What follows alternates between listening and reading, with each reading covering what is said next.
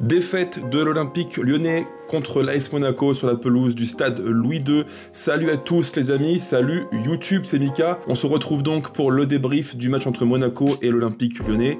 Un débrief qui va être salé, j'en ai plein le cul. J'en ai plein le cul d'une saison qui a été une énième fois décevante, d'un Money Time qui a été saccagé par des choix du coach que je ne comprends pas, que je ne comprendrai jamais.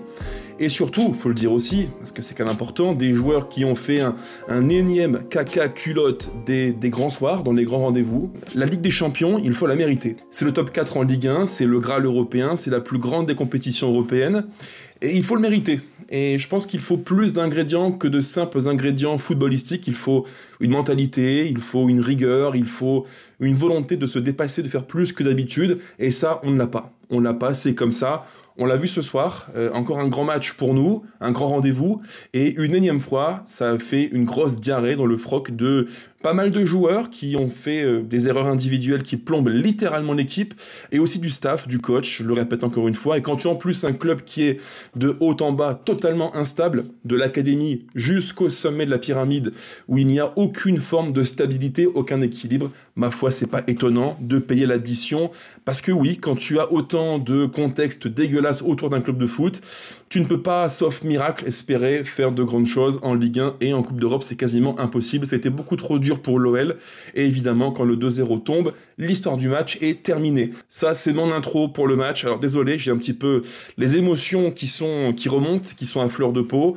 Je pense que vous m'excuserez pour ça les amis, j'en suis quasiment sûr, vous êtes tous bienveillants, mais voilà, il fallait que ça sorte dès le départ, je suis vraiment gonflé de voir ce qu'il se passe. On a tout foutu en l'air, on avait des grands rendez-vous à bien négocier, on a tout foutu en l'air, et ça c'est une faute collective, comme je l'ai dit, de haut en bas de la pyramide olympique lyonnais. Avant de commencer, les gones, si vous aimez le contenu malgré tout, pensez au petit pouce qui fait très plaisir, pensez aux commentaires, à me dire maintenant quels sont vos différents points de vue sur le match, pensez aussi à vous abonner et enfin activer la cloche pour ne rien manquer sur des prochaines vidéos qui, je vous le dis, vont être salées parce que trop c'est trop, et je pense qu'il est grand temps de faire un grand ménage dans ce club, entre les gens incompétents et ceux qui n'ont rien à faire ici, joueurs, staff, dirigeants, il est quand même grand temps d'activer la seconde, vraiment. Alors on va commencer par l'histoire du match quand même très rapidement, parce qu'il faut rester malgré tout relativement consciencieux. Alors ce match de l'OL et Monaco, nous on a évolué dans un schéma un petit peu modifié, alors encore une fois ça fait débat, j'en parlerai après largement sur le cas Fonseca, avec une absence de marque, celle de Ryan Cherki, qui n'a pas débuté le match, qui est rentré aux environs de la 65e minute de jeu, très tardivement, et donc une compo un petit peu inédite, avec une forme de, alors sans ballon, je dis bien sans ballon, une forme de 4-3-1-2, on avait donc le back four avec Perry au cage, à droite Maitland-Niles, une charnière Matanakate, et à gauche Tagliafico, on avait donc devant eux un numéro 6 plus reculé qui venait compenser sans ballon, qui était Matic, et devant lui, donc deux pseudo-relayeurs, donc Verretou, axe gauche, axe droite, Tessman, devant eux, le numéro 10, Almada, pour la création du jeu, et devant, sans ballon, je dis bien, je le répète, plutôt excentré côté gauche, on avait Fofana, et en numéro 9 pivot, Lacazette, qui fait plutôt un bon match. Ça, c'était le point de départ du match pour nous, et une compo qui forcément pose question, parce que voilà, comme souvent je le dis, quand tu es dans le Money Time, ce n'est pas le moment de réinventer le foot. Ce n'est pas le moment de réinventer le foot, monsieur Fonseca.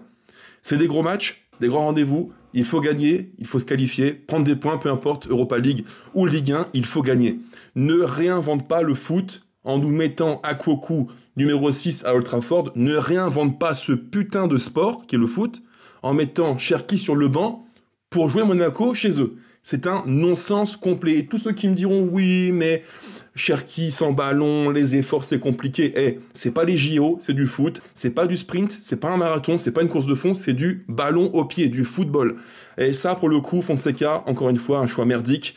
Un bon choix bien dégueulasse de mettre sur le banc Ryan Cherki. Alors, l'entame de match, elle est plutôt bonne, je trouve, malgré tout, parce que même si le choix de se priver de Cherki me paraissait bizarre, le plan de jeu, l'animation m'a semblé cohérente, et je tiens à le dire quand même pour un petit peu nuancer le topo. Je dirais que sans ballon, une équipe rigoureuse, consciencieuse, qui a su atténuer le gros point fort de Monaco que tout le monde a vu en Ligue 1 cette saison, c'est le cœur du jeu, l'axe, la densité de joueurs de petits espaces dans le cœur du jeu, parce que Monaco, c'est ce profil d'équipe qui, en gros, t'offre un schéma logiquement à 3 centraux, 2 pistons, et dans l'axe, énormément de joueurs qui vont créer, combiner dans les petits espaces. Parfois, c'est un petit peu Monaco, un petit peu téléguidé, téléphoné, mais quand ça marche bien, quand il se trouve bien, c'est vraiment dangereux. Durant 1 heure, on a vu chez nous un milieu de terrain à 3 plus Almada qui venait soutenir, mais les 3, donc Matic, Tessman plus Verretou, ont su, je trouve, plus ou moins contrôler ce que Monaco fait de bien, la densité axiale. Il y a très peu eu, durant une mi-temps, d'actions fortes pour Monaco, très peu eu d'occasions dangereuses pour eux, et ça c'est au crédit de l'animation défensive qui je trouve a été cohérente, ce 4-4-2 losange qui permettait justement d'avoir beaucoup de joueurs dans l'axe pour tenter de colmater les brèches et de laisser le moins d'espace possible, le moins de temps possible pour s'organiser, pour Minamino, Akliouche ou encore les 2 numéros 9 qui étaient Mbolo ou Mika Biret. Parce que Monaco, encore une fois, c'est une équipe que j'aime bien voir jouer au foot, qui a un défaut, je l'ai un petit peu dit juste avant, une équipe un petit peu entonnoir. Monaco, c'est l'équipe qui aime bien prendre le ballon et forcer sur le cœur du jeu, l'axe tout le temps. C'est vraiment l'effet entonnoir. Alors, ils ont beaucoup de bons joueurs, des ballers, c'est vrai, mais quand tu vas tout le temps taper dans l'axe, c'est un petit peu stéréotypé. Nous, on l'a bien vu, le staff l'a vu aussi, on s'est adapté à ça. Maintenant, avec ballon, je trouve que ce qu'on a fait, c'est quand même relativement timide, quoi. Et là encore, on retombe sur ce que je dirais après pour Fonseca, c'est que Fonseca, c'est un coach qui est sur un foot d'opposition, mais pas un foot d'imposition. C'est quelqu'un qui va vouloir contrôler ce que fait l'équipe d'en face, mais ce n'est pas quelqu'un, en tout cas il a du mal à le faire, il n'a pas forcément envie d'imposer quelque chose. C'est tout le temps, je m'adapte à ce que fait l'équipe d'en face. Dans les grands moments, dans les grands matchs, c'est tout le temps ça. Tout le temps ça. Contre Manchester, à la maison, à Old Trafford, on a eu ça, le pivot double, l'invention du siècle, à couvert et tout, on l'a vu. Il voulait s'adapter à Garnacho et Bruno Fernandes. Contre Paris, rappelez-vous, on avait eu aussi cette compo un peu bizarre avec sans aucun numéro 9, mais 2 numéros 10 qui venaient presser devant comme des faux numéros 9. Almada plus Cherki. Et là, encore une fois, rebelote, le coup de l'intellectuel Paulo Fonseca qui nous prive de Ryan Cherki durant quasiment plus d'1 heure de jeu pour des motifs qui, moi, me paraissent totalement infondés et juste fous. C'est du délire. Se priver de son meilleur élément offensif pour un tel match, c'est du délire. Est-ce qu'on imagine un instant, à 18h à Monaco, dire « Bon bah, Akliouche sur le banc parce qu'il faut gérer l'apport des latéraux de l'OL », mais non, c'est du pipeau, c'est du vent. Mais encore une fois, Fonseca, il a ce putain de défaut, il veut tout le temps s'adapter à l'équipe d'en face. Et rappelez-vous, ceux qui ont une bonne mémoire des matchs, il y a maintenant 1 an, j'étais au stade Pierre-Mauroy à Lille et j'ai fait ce match contre Lille, ce fameux LOSC Olympique Lyonnais, et j'en ai un très très bon souvenir, mais un excellent souvenir. À l'époque, le scénario est le suivant, on perd, Lille fait une très bonne première mi-temps, et en seconde mi-temps, l'OL est un peu mieux, et en fin de match, M. Fonseca, qu'est-ce qu'il fait? Il sort Zegrova et fait rentrer Alexandro, Lille passe à 5 derrière, et dans la foulée, qu'est-ce qui se passe? 3-2, 3-3, 4-3 pour l'OL, et là encore une fois, il a fait preuve de tout ce qu'il est, un coach qui est petit sgeg, petit zizi. Paulo Fonseca est un coach qui a peur dans les grands rendez-vous et qui s'adapte constamment à l'équipe d'en face, et ça, ce n'est pas possible. On est en Ligue 1, on n'est pas en Europe, voilà, on est en Ligue 1, la Ligue 1 c'est relativement homogène et pas dans le bon sens du terme, il n'y a pas matière comme ça tout le temps à vouloir s'adapter à ce que fait en face l'équipe. Est-ce que à 18h ce soir s'adapte à Fonseca et à l'OL? Pas du tout, 4-4-2, classique, on y va, on est sûr de nos forces, on y va et on joue notre partition. Moi j'en ai plein le cul de tous ces matchs où on va jouer en voulant avant tout annihiler ce que fait l'équipe d'en face. C'est pas ça le foot quand on est à l'OL, on est un club ambitieux et en Ligue 1, on doit logiquement 8 matchs sur 10 imposer notre style. C'était l'un des grands principes que j'avais évoqué quand il a signé chez nous, Fonseca. J'avais dit que sur du moyen long terme, il fallait impérativement qu'il imprègne sa patte sur l'équipe. Alors oui, merci pour les belles sorties de balles, c'est vrai, c'est bien, c'est beau à voir, c'est vrai, effectivement. Mais pour le reste, c'est pas suffisant. Alors je reprends le fil du match. J'ai fait un petit peu une digression un peu longue. À la mi-temps, bon, l'OL est plutôt sérieux. Je me dis, bon bah voilà, c'est pas génial, mais c'est sérieux. Et il en faudra plus pour tenter de gagner le match. En tout cas, il fallait le gagner, donc il fallait faire plus pour renverser la table. Et là, malheureusement, l'entame de seconde mi-temps est pour nous moyenne. On sent que certains éléments baissent le pied, parmi lesquels Matic et Verretou, qui sont coupables aux environs, alors peu avant l'heure de jeu, coupables d'une erreur terrible. Un coup franc où il y a zéro pression, Matic le joue, Verretou fait une remise moisie sans pression. Matic trop court dans la foulée de transition, frappe Minamino, frappe clinique. Lucas Perry qui est de moins en moins décisif, frappe but, voilà, c'est comme ça.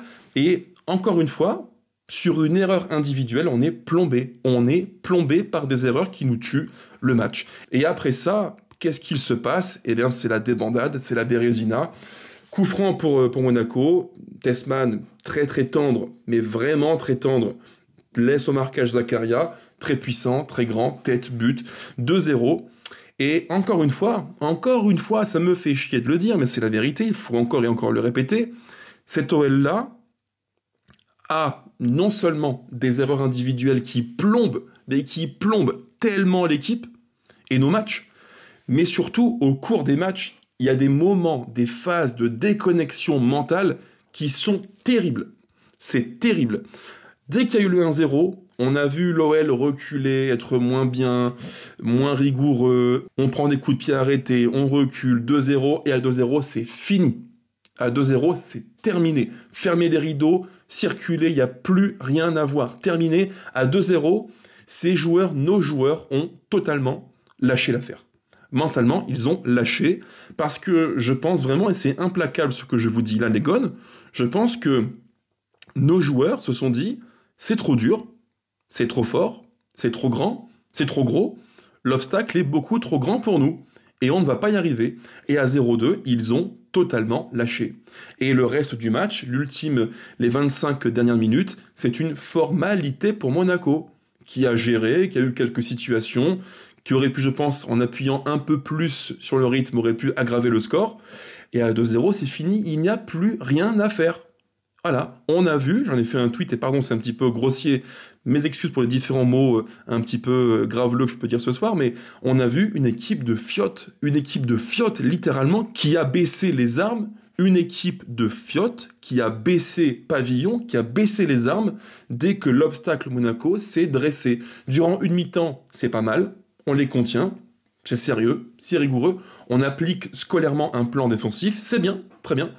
Offensivement, il se passe pas grand-chose, mais dès que Monaco accélère, dès que Monaco plante un but, dès que l'on fait une erreur stupide dans la foulée, il n'y a plus rien. Silence radio, Silencio Stampa, balayé, terminé, au revoir, c'est fini. Voilà. Ça, c'est l'histoire du match. C'est l'histoire du match. Et forcément, quand je vous dis ça, moi, je n'ai aucun regret. Alors, si, pour être très précis, si. Sur le coaching, parce que, évidemment, je l'ai dit en début de débrief, Cherki sur le banc, pour moi, c'est une honte. C'est une honte.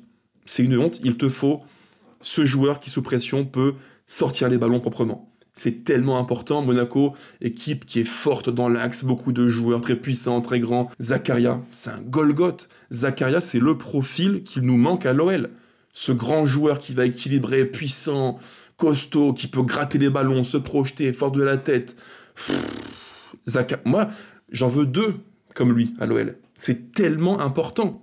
Tellement important. Et quand tu n'as pas ce profil comme Cherki pour sortir les ballons sous pression, ce qu'on fait avec beaucoup de peine nos milieux de terrain, Verretou, Matic et Tessman, eh bien t'es mort. T'es mort dans le film. Alors sauf un miracle absolu, individuel de Fofana, qui pourrait en transition partir, faire une différence, frapper, d'ailleurs ce qu'il a fait, ça a failli faire but, frapper, marquer, mais c'est du miracle, ça relève du miracle, c'est tellement minimaliste. Et au final, en fait, si vraiment on est lucide, parce que là on est au classement, alors je vous le mets à l'écran, nous sommes maintenant 7e, on est largué, hein, c'est fini. Là. Le top 4 c'est fini, on est vraiment largué, terminé. Au moins c'est clair, c'est fini, il n'y a plus de suspense. Mais si vraiment on est lucide avec cette OL-là, et nos pseudo-ambitions, est-ce que vraiment on méritait d'y aller en Ligue des Champions? Est-ce que vraiment on méritait, est-ce qu'on avait le profil d'équipe qui peut vraiment être candidat au top 4 en Ligue 1? Je pense pas. Parce que oui, devant t'as quelques bons éléments, bien sûr. Cherki, Fofana, Almada, Mikotadze, Lacazette, c'est du beau matériel. Bien sûr que c'est beau. En Ligue 1, c'est, je pense, top 3 offensif. Bien sûr, pas de problème. Mais tout le reste, tout le reste. Pardon, mais quand tu joues un match aussi important contre Monaco, ou le match contre les Stéphanois, ou le match à Old Trafford, avec des joueurs d'une pauvreté technique dans le cœur du jeu, mais tu peux pas... En fait, tu peux rien espérer. C'est comme ça, le foot aujourd'hui, il a tellement changé, comme dirait Mbappé, le foot. Moi, quand je prends ce soir le milieu de terrain, Matic, Tessman, Verretou, et quand je prends en face Camara, Zakaria, t'as tout compris. T'as tout compris. Intensité, puissance, projection, récupération. Zakaria, c'est le profil du joueur total. Il peut tout faire. Il est bon partout. Il a aucun défaut, ou presque. C'est pas, alors, il n'a pas des points forts extrêmement forts, mais il est complet partout. Si on avait un diagramme en étoile, on verrait que partout il est bon, voire très bon. Chez nous, il y a des profils qui sont pas inintéressants. Je prends le cas de Matic, Tessman. Bon, c'est pas des mauvais joueurs en soi, mais ils ont tellement de lacunes. Et en plus, ils pratiquent un foot par leur profil qui est tellement dépassé. Moi, ce soir, je l'ai vu, j'ai pris une claque durant la fin de match. Dans le cœur du jeu, nos profils sont d'un autre temps, d'une autre époque, d'un autre foot. Le foot de maintenant, alors on peut aimer ou pas, hein, moi je suis pas un fan du foot de maintenant. C'est pas le foot qui me plaît le plus, on peut aimer ou ne pas aimer. Mais le foot de maintenant, il a tellement changé. Tu ne peux pas jouer avec des papis en déambulateur qui sont lents. Matic, moi qui l'adore Matic, hein, c'est mon flop du match, je le dirai après. Trop compliqué, sans ballon, c'est pas possible. Ce soir, ce qu'il fait, c'est une honte. C'est une honte. Tessman, il a 24 ans, il a la motricité d'un gars de 42 piges. Verretou, j'en parle même pas. Débat clos, terminé, on arrête. Mais comment tu veux aller défier Monaco, solide top 3 en Ligue 1, avec ce milieu-là? C'est pas possible. C'est pas possible. Et défensivement, tu n'es jamais à l'abri d'une couille. Voilà, ça c'est l'OL. Donc, d'un point de vue foot, c'est pas étonnant qu'on ne finisse pas top 4.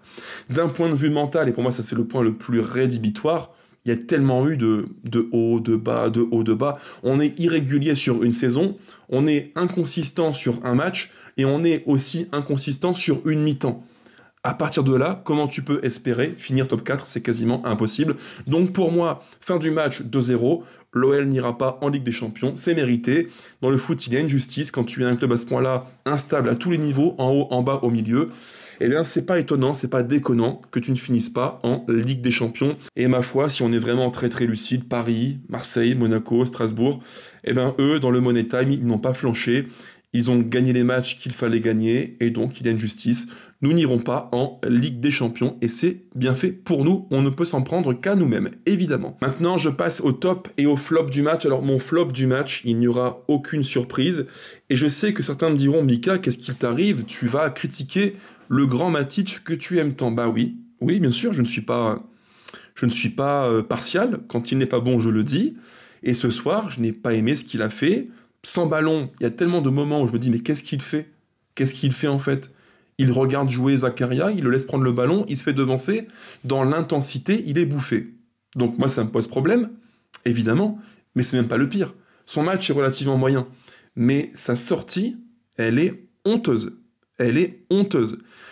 Même pas sur le banc, il prend la veste, il part directement au vestiaire. Quel message tu peux renvoyer à tes collègues sur un terrain de foot, surtout les plus jeunes, comme Fofana, Cherki, qui eux ont besoin de modèles, de références, d'exemples, comme Matic.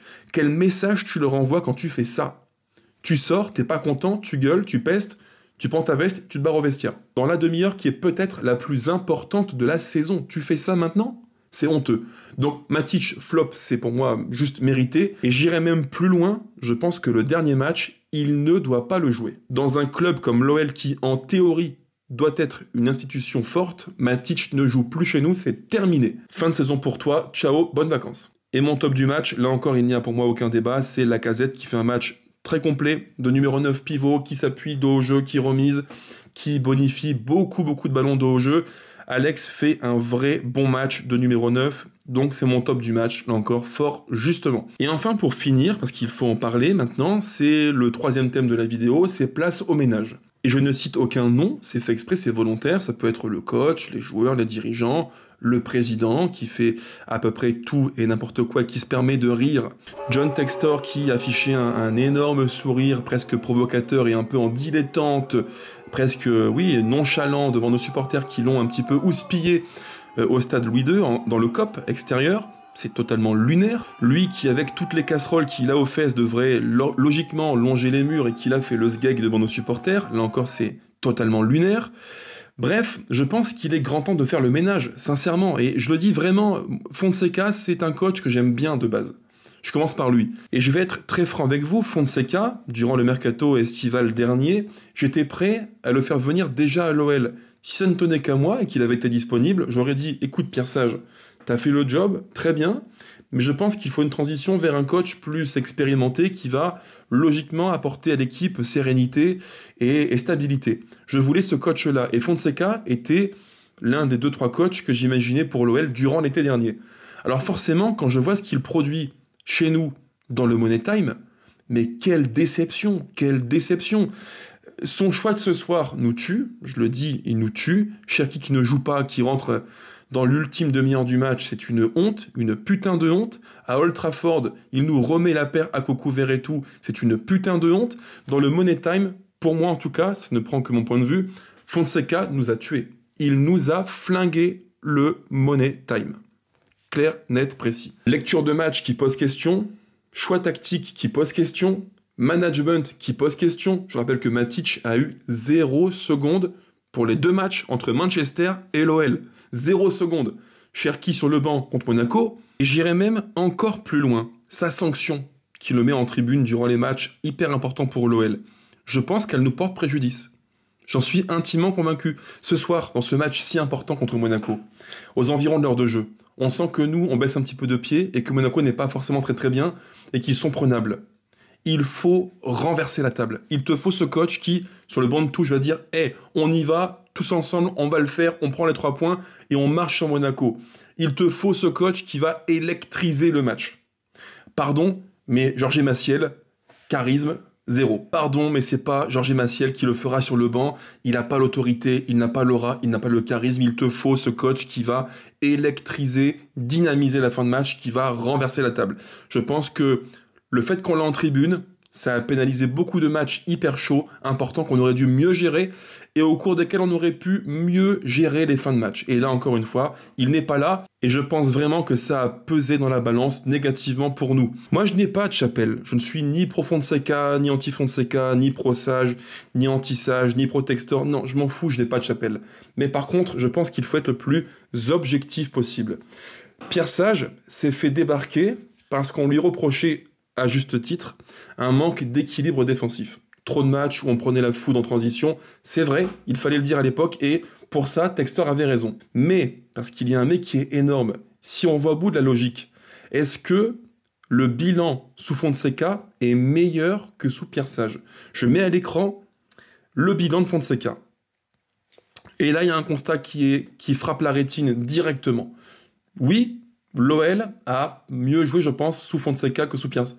Oui, on peut le dire, l'OL a mieux joué collectivement sous Fonseca que sous Pierre Sage. Ça, ok, je pense qu'on peut tous le dire, avec de beaux circuits de passe, de belles sorties sous pression, très bien, ça me va. Mais, dans le Money Time, dans les gros matchs, si je me fie au bilan de Fonseca qui apparaît à l'écran, dans quasiment tous les gros matchs, dans tous les grands rendez-vous, c'est défaite. C'est factuel. Saint-Étienne, Strasbourg, Manchester, Marseille, Paris, des défaites. Monaco, défaites. Voilà. C'est comme ça. Donc, je pense objectivement que la part du contrat pour laquelle Fonseca a été embauché à l'époque n'est pas remplie. Elle n'est pas remplie. On devait aller en Ligue des Champions. On n'y sera pas. On devait passer un cap défensivement pour être plus solide. Est-ce que c'est vraiment le cas?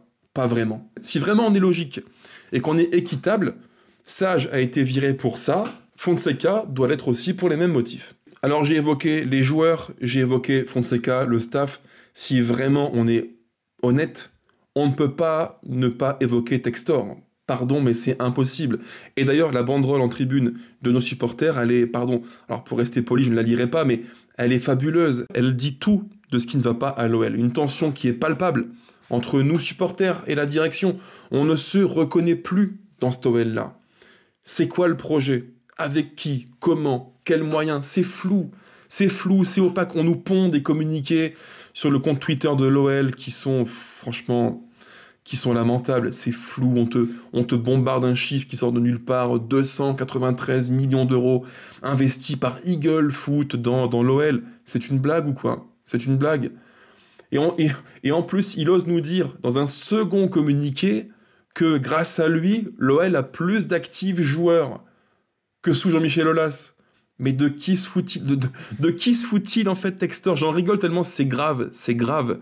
Sous Textor, le bilan, il est simple. C'est moins d'actifs immobiliers, LDLC Arena, OL Reign, OL féminin, tout ça, liquidé. 250 millions d'euros d'actifs, liquidés.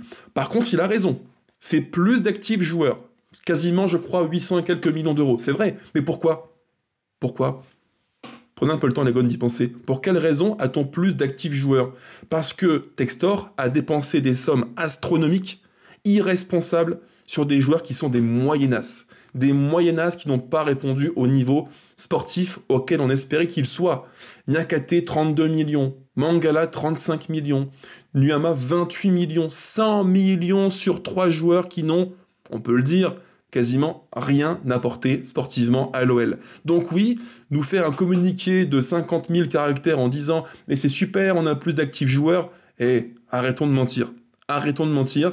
Des joueurs, oui, qui ont coûté cher, oui, qui ont creusé les dettes contre un joueur, oui, et qui ont creusé la masse salariale, bien sûr que c'est vrai ça. Mais est-ce que pour autant, sportivement, on se porte mieux? Sous Textor, c'est moins d'actifs, c'est plus de dépenses, et c'est surtout plus de dettes. Plus de dettes. Donc arrêtons les mensonges, et je pense qu'il est grand temps que collectivement on se réveille, dans le stade, en tribune, sur les différents réseaux. Je pense qu'il faut que collectivement on se réveille et qu'on dise stop à cette mascarade-là, il faut maintenant changer. C'est un projet collectif le foot. C'est pas que les joueurs, c'est pas que le coach, c'est tout le monde. Joueurs, staff, coach, dirigeants. Donc maintenant, place au ménage, fin de saison en roue libre, l'OL n'ira pas en Ligue des Champions malheureusement, et je pense que pour nous, le pire reste à venir malheureusement.